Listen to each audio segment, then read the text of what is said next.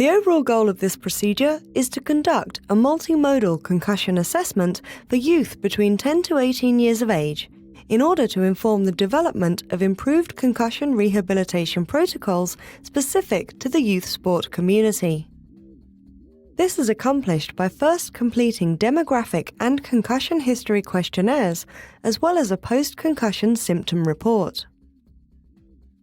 The second step is to measure the resting heart rate variability of each subject. Next, a thorough assessment consisting of measures of cognition, balance, strength, and agility is completed. The final step is to reassess all subjects who go on to sustain a concussion using the same measures on a repeated schedule in order to track progress and recovery over time.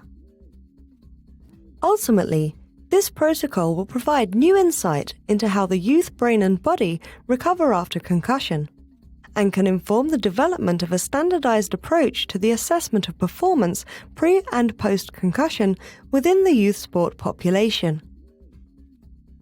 This method can help answer key questions in youth sport concussion, such as determining which approaches to measuring recovery are most appropriate and when youth athletes can return to daily activities after concussion.